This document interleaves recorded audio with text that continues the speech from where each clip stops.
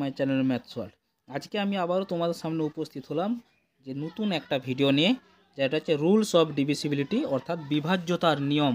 এর পার্ট 1 আমরা অলরেডি দিয়ে দিয়েছি। তোমরা যারা এখনও দেখোনি তারা ডেসক্রিপশন বক্সে লিঙ্ক দেওয়া আছে, সেই লিঙ্কে ক্লিক করে, যেটা আমাদের রামকৃষ্ণ মিশন বিদ্যাপীঠের যে প্রিপারেশনের লিঙ্ক, সেই লিঙ্কে ক্লিক করে তোমরা পার্ট 1টা দেখে নিয়ে চলে এসো পার্ট 2-এ। পার্ট 1 আমরা শিখেছিলাম ডিভিসিবিলিটি রুল অফ 2, 3, 4, 5, 6 অর্থাৎ 2 থেকে 6 পর্যন্ত। আজকে আমরা শিখব 7, 8, 9, 10, 11 অর্থাৎ এই 5টা নাম্বারের ডিভিসিবিলিটি রুল আমরা শিখব। তো চলো শুরু করি। ফার্স্ট যেটা আমরা শিখব রুল অফ ডিভিসিবিলিটি অর্থাৎ ডিভিসিবিলিটি রুল অফ 7 দিয়ে কোনো একটা নাম্বার ডিভিসেবল কিনা। এটা একটু মজার ব্যাপার বা অন্যরকমভাবে আমরা শিখতে পারি। আমরা নর্মালি 7 দিয়ে ডিভিসিবিলিটি রুল আমরা ফলো করি না, কিন্তু খুব মজার একটা ট্রিক আছে, সেই ট্রিকটা তোমরা একটু দেখে নাও। মনে করো আমি একটা এক্সাম্পল দিয়ে তারপর তোমাদের এই রুলসটা বলবো। একটা 798 যে এক্সাম্পলটা আছে সেই নাম্বারটা আমি দিই। এই 798 নাম্বারটা 7 দিয়ে ডিভিসেবল কিনা কী করে বুঝবো না? তার জন্য আমাদের কী করতে হবে, ফার্স্ট যে নাম্বারটা আছে, লাস্ট যে ডিজিটটা আছে, ইউনিট প্লেসের যে ডিজিট আছে, সেই ডিজিটটা টোয়াইস করবো অর্থাৎ দ্বিগুণ করব। তাহলে 8কে দুগুণ করলে কত হয়? 16। তাহলে এই বাকি যে অর্থাৎ এই ইউনিট ডিজিটটা বাদ দেওয়ার পর কি থাকে 79, এই সেখান থেকে মাইনাস করব কি ইউনিট ডিজিটের ডবল অর্থাৎ 16। মাইনাস করার পর কত পাচ্ছি 63। এই 63টা 7 দিয়ে ডিভিসেবল কিনা আমাদের দেখতে হবে। 63 7 দিয়ে ডিভিসেবল, তার জন্য 798 এই নাম্বারটাও 7 দিয়ে ডিভিসেবল। তো চলো আমরা আরেকটা এক্সাম্পল দিয়ে বুঝিয়ে দিই। যে মনে করো আমাদের একটা নাম্বার দেওয়া আছে 856। এই 856 নাম্বারটা আমাদের 7 দিয়ে ডিভিসেবল কিনা। ফার্স্ট আমরা কি করব, 6-এর ডবল করব। 6-এর ডবল কত 12, বাকিটা রেস্ট পোর্শন থেকে মাইনাস করব। তো 12 85 থেকে মাইনাস করলে হয় 73। 7 দিয়ে ডিভিশন করব। ডিভিশন করার পর দেখছি রিমাইন্ডার থেকে আছে, তাহলে কি না এই 856 নাম্বারটা 7 দিয়ে ডিভিসেবল নয়। এবার আমরা চলে আসছি রুলসে কি বলা ছিল না, রুলসে আছে কি the difference between twice the unit digit of the given number and the remaining part of the given number should be a multiple of 7 or it should be equal to 0। অর্থাৎ কোনো একটা নাম্বার তার last ডিজিটটা twice difference করতে হবে। কার difference? অর্থাৎ last ডিজিটের twice অর্থাৎ 2 double থেকে বাকি যে রেস্ট নাম্বারটা আছে সেই নাম্বারটা মাইনাস করতে হবে। সেই মাইনাস করার পর যদি যে সাবস্ট্রাকশনটা করার পর যে রিমাইন্ডারটা পাবো সেটা যদি ডিভিসেবল বাই 7 হয়, তাহলে হোল নাম্বারটাও কিন্তু ডিভিসেবল বাই 7 হবে। যেমন একটা এক্সাম্পল দেখো 147। এই 147 নাম্বারের লাস্ট ডিজিট কত 7, 7-এর ডবল কত 14। তাহলে এই 14 থেকে 14 মাইনাস করলে কিন্তু 0 হয়। তাহলে কি বলা আছে, ইকুয়াল টু 0 হতে পারে বা মাল্টিপেল অফ 7 হতে পারে। 7-এর মাল্টিপেল অর্থাৎ 7-এর গুণিতক বা 0 হতে পারে, তাহলেই কিন্তু এই নাম্বারগুলো 7 দিয়ে ডিভিসেবল হবে। নেক্সট আছে ডিভিসিবিলিটি রুল অফ 8।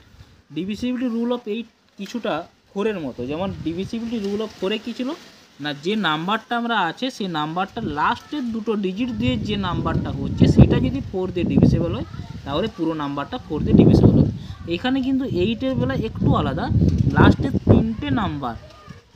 3টে ডিজিট দিয়ে যে নাম্বারটা হচ্ছে সেই নাম্বারটা যদি আমাদের 8 দিয়ে মাল্টিপেল হয়, 8-এর মাল্টিপেল অথবা 0 হয়। যেমন একটা কনসিডার করো 9000। এই 9000 লাস্টের 3টে নাম্বার কত 0, তাহলে 8 দিয়ে ডিভিসেবল হবে। 7432 এই লাস্টের 3টে ডিজিট কত আছে 432। 8 দিয়ে ডিভিসেবল কিনা, 8 দিয়ে ডিভিসেবল আছে, তার জন্য 7432 এই নাম্বারটাও কিন্তু 8 দিয়ে ডিভিসেবল। তার জন্য কিন্তু দেখতে হবে কি না, যে নাম্বারটা আমাদের বলবে সেই নাম্বারটা লাস্টের 3টে ডিজিট যদি 0 হয় বা ডিভিসেবল বাই 4 হয়, তাহলে 8 হয়, তাহলে কিন্তু পুরো নাম্বারটা 8 দিয়ে ডিভিসেবল হবে। নেক্সট আছে ডিভিসিবিলিটি রুল অফ 9। 9-এর divisibility rule same to same 3-এর মতো না, ডিজিটগুলো সাম করব। সেই ডিজিটের সাম যদি আমাদের 9 দিয়ে ডিভিসেবল হয়, তাহলেই কিন্তু 9 দিয়ে ডিভিসেবল হবে। যেমন একটা এক্সাম্পল দেখো দেওয়া আছে না 725265। এই নাম্বারের যে ডিজিটগুলো আছে সমস্ত ডিজিটগুলো সাম কিন্তু 27। 27টা 9 দিয়ে ডিভিসেবল। তার জন্য পুরো নাম্বারটাও কিন্তু ডিভিসেবল বাই 9। সিমিলারলি 78532 এটাও কিন্তু ডিভিসেবল, 25 হচ্ছে সামটা, এই 25 কিন্তু 9 দিয়ে ডিভিসেবল নয়, তার জন্য কিন্তু এই 78532 এই নাম্বারটা 9 দিয়ে ডিভিসেবল নয়। নেক্সট 10 দিয়ে ডিভিসেবল, ডিভিসিবিলিটি রুল অফ 10 দিয়ে ডিভিসিবিলিটি রুল খুব সহজ, যদি লাস্টের ডিজিট যদি 0 থাকে তাহলে কিন্তু এটা 10 দিয়ে ডিভিসেবল হয়। লাস্টের ডিজিট প্রত্যেকটা দেখো 0, তার জন্য পুরো সব নাম্বারগুলো কিন্তু 10 দিয়ে ডিভিসেবল। নেক্সট আসছে আমাদের লাস্ট ডিভিসিবিলিটি রুল অফ 11। এই ডিভিসিবিলিটি রুল অফ 11-এর একটু প্যাটার্নটা অন্যরকম না। The given number can only be completely divided by 11 if the difference of the sum of the digits of odd position and sum of the digits of even position in a number is 0 or 11। অর্থাৎ কোনো একটা number, মনে করে এই 18024 এই নাম্বারটার odd প্লেসের যে ডিজিটগুলো আছে আর ইভেন প্লেসের যে ডিজিটগুলো আছে। অড প্লেস আর ইভেন প্লেস বলতে আমরা কী বুঝি না, অড প্লেস বলতে ফার্স্ট পজিশনটা হচ্ছে অড, ফার্স্ট ডিজিটটা কিন্তু নয়, ফার্স্ট পজিশনে যে ডিজিটটা আছে অড, থার্ড পজিশনে যেটা আছে অড, এবং ফিফথ পজিশনে যেটা আছে সেটা হচ্ছে অড।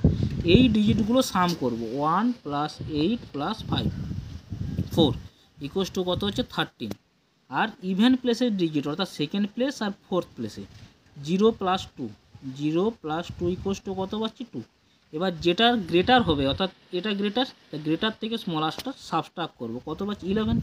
এই 11টা 11 দিয়ে ডিভিসেবল, তার জন্য পুরো নাম্বারটাও কিন্তু 11 দিয়ে ডিভিসেবল।